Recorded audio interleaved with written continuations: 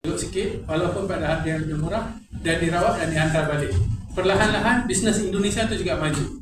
Sampai satu masa Pak Wali, Pak Rudi mengatakan dia mungkin tidak boleh lagi menghantar pesakit ke sini sebab ramai yang datang ke sini. Ini sudah menjadi tidak bagus untuk bisnes di Indonesia. Malah Persatuan Doktor di sana juga membantah kami ke situ. Ada pernah saya hampir nak jejak kaki ke situ, dapat telefon tak boleh datang. Tak boleh datang.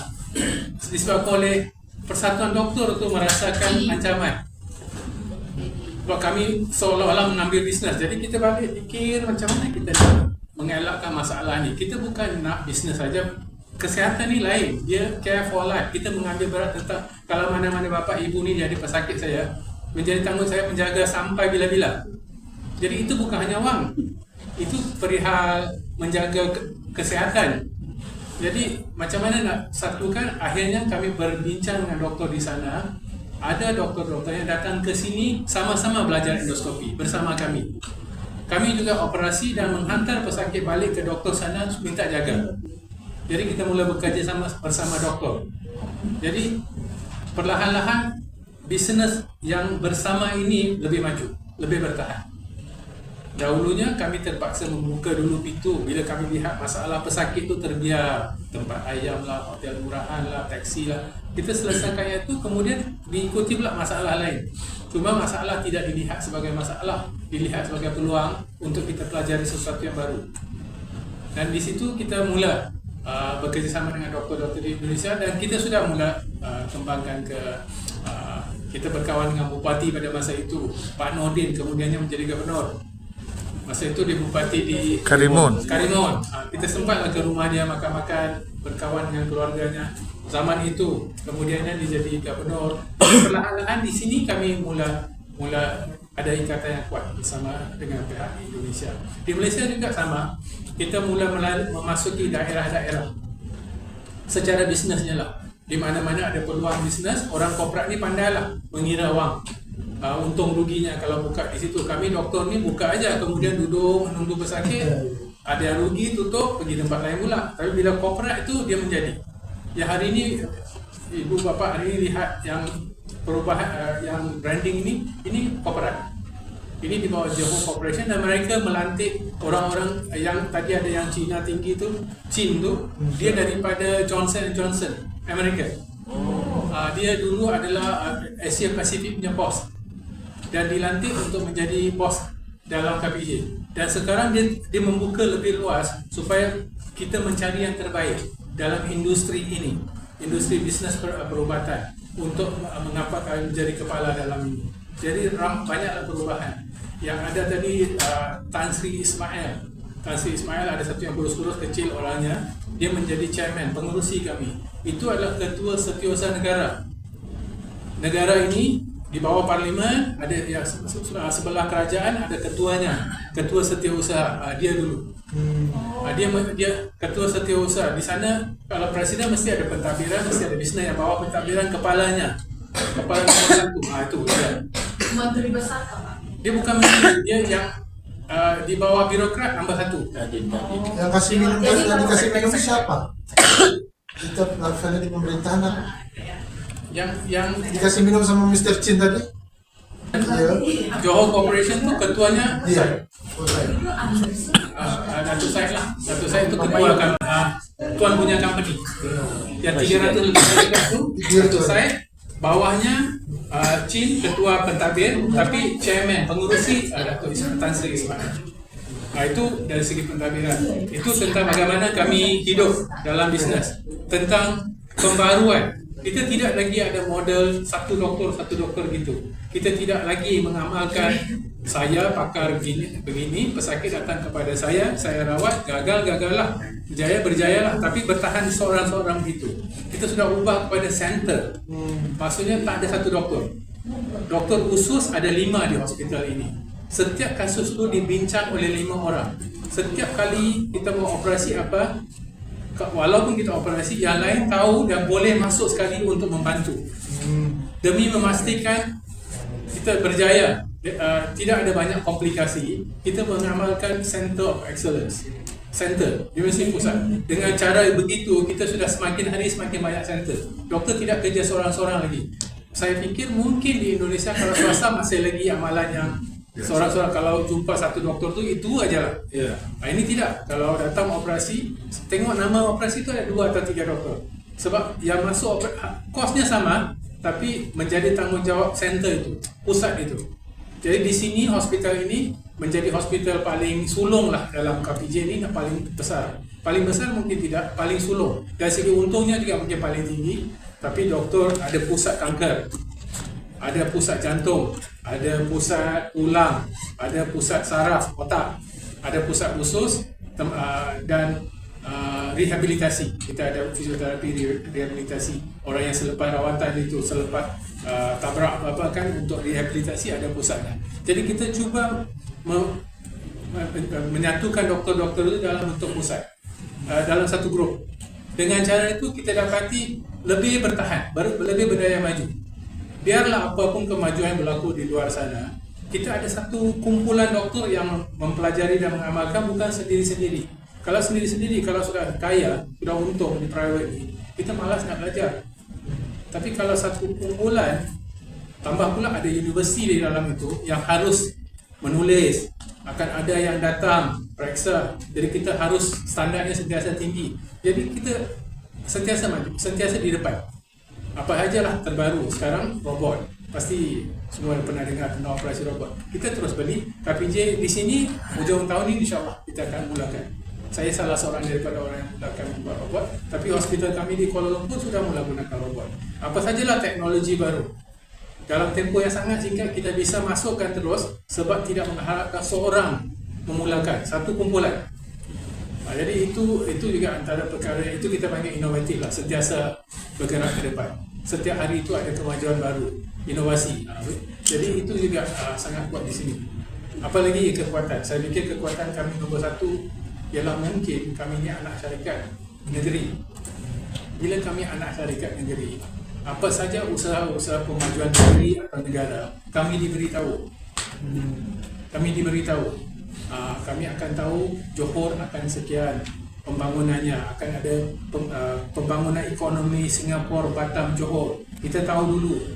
Jadi bila kita tahu, kita akan atur strategi supaya kita bisa kerjasama. Kita pergi jumpa doktor di sana, kita pergi jumpa pihak swasta di sana, bincang bagaimana kita nak gunakan peluang ini untuk memajukan industri yang ini bersama dengan pihak negeri. Jadi ikatan akrab antara kami dengan negeri juga membantu. Ya, di samping doktornya, di samping pentadbiran korporatnya, doktor-doktornya yang sekarang harus kerja sama, tidak pandai sendiri-sendiri.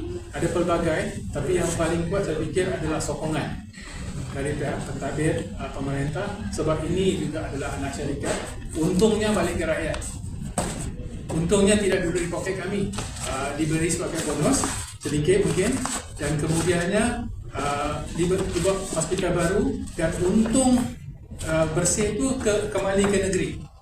Johor Corporation tu yang Datuk Said tadi, dia duduk, bosnya adalah Menteri Besar Johor. Ya, betul.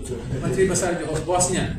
Jadi untuk ini juga salah satu, ini adalah cabang bisnes Johor. Jadi untung syarikat itu balik ke Johor, pergi ke rakyat balik.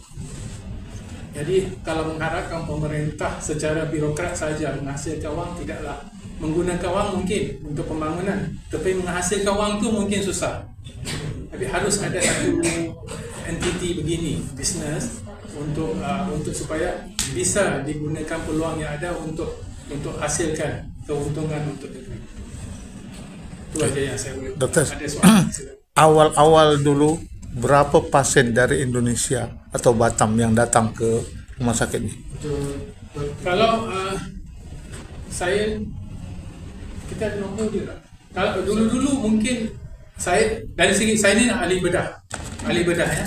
Jadi sebelum wujudnya hospital lain di Johor yang sangat kuat juga saingannya sekarang, langsung diletak van di situ, langsung diangkut kan.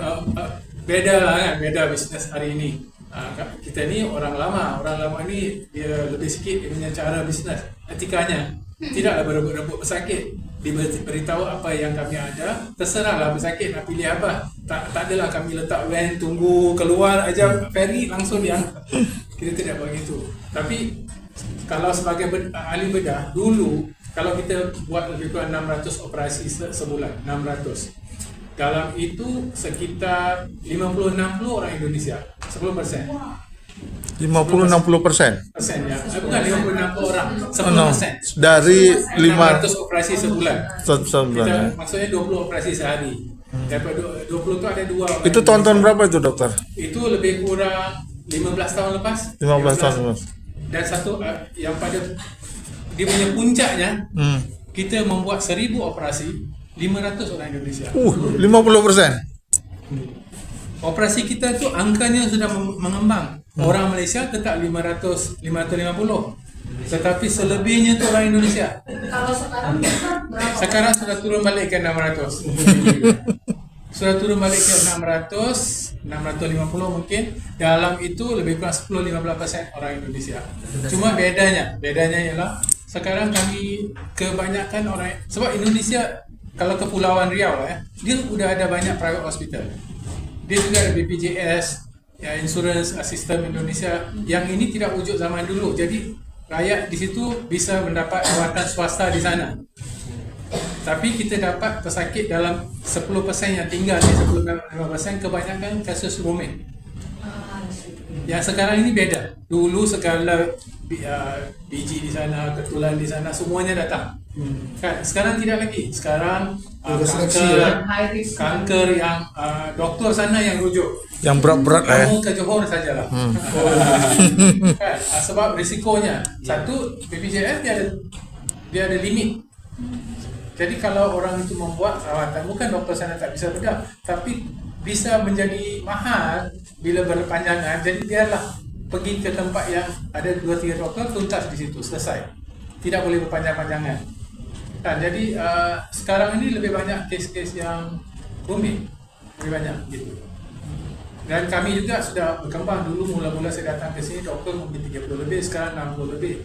Jadi waktu doktor-doktor yang membuat operasi yang rumit ini juga semakin ramai. Saya juga membuat operasi yang orang lain gagal, atau orang lain buat kanker itu berulang, atau sudah menular. Sebentar ini saya akan buat satu yang sudah menular ke rahim, sudah menular ke saluran kencing, kanker usus. Jadi yang rumit begini diserah kepada kami lah, bukan hanya dari Indonesia, di Malaysia juga. Di Johor ni kalau yang agak-agak rumit, sebab yang senior dalam bedah itu di sini. Yang senior kan. Dari segi kos, hospital ni adalah hospital pemerintah, maka kosnya sentiasa dipastikan tidak terlalu tinggi. Jadi tidak boleh berlawan dengan hospital-hospital swasta yang besar-besar itu tidak. Tapi kami tetap hospital swasta terbesar di Malaysia. Jadi kita fokusnya lebih kepada cukup bayar gaji, cukup memberi keuntungan pada pihak pemerintah. Sebab untungnya bukan diambil oleh bisnes kan.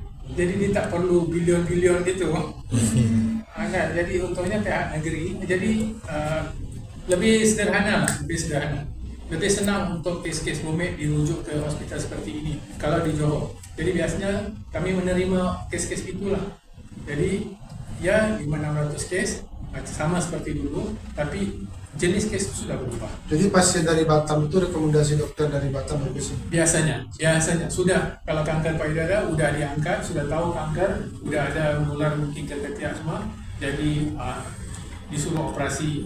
Jadi di sini beda, kita operasi kita langsung bikin yang baru, kita buang. Oh, Beda kan? Kalau di tempat tu mungkin dibuang payudara, sudah dianggap selesai. Di sini tidak, di sini diambil babaknya perutnya tu yang besar tu, dibuat yang baru, jadi perutnya juga kempis. Jadi kita reconstruct juga. Kalau tempat-tempat rumit ni ginilah, dia tak selesai gitu, dia mesti potong dan reconstruct. Selepas sudah selesai dihantar pulang. Kalau di Batam boleh kemoterapi, sekarang sudah ada onkologinya di situ. Jadi di situ aja lah. Kadang-kadang radioterapi di sini, sinar di sini, waktu pulang ke Batam kemoterapi. Dia memang kita saling berhubung, sentiasa berbincang. Doktornya akan tulis surat, jadi saya buat, lepas saya akan tulis surat balik kepada doktor sana. Ada doktor yang saya tak pernah jumpa pun. Tapi kita sudah bertahun kerja sama. Dengan rumah sakit apa di Batam? Paling banyak dulunya pemerintah tapi sekarang ni banyak yang swasta lah. Swasta pastilah Walros, Harapan Modal. Dua ni yang saya paling banyak buat lah. Sekarang udah banyak nama tapi saya tak kenal semuanya. Harapan sih, berbagai harapan lah. Dokter Herman. Kata Herman ya. Tapi dengan Tanjung Pinang, rumah sakit awam umum dengan tentera, angkatan tentera, Angkatan Laut. Angkatan Laut. Dua tu paling banyak. Saya pernah pergi sendiri pun ke situ, melawat dengan masa dulu Pak Nordin ketuanya. Dulu lah. Ya. Ya, Nordin Darus lah. Bukan gubernur. Bukan. Ada dua Nordin di satu. Ada Nordin lain. Udah pensiun. Dok, jelasin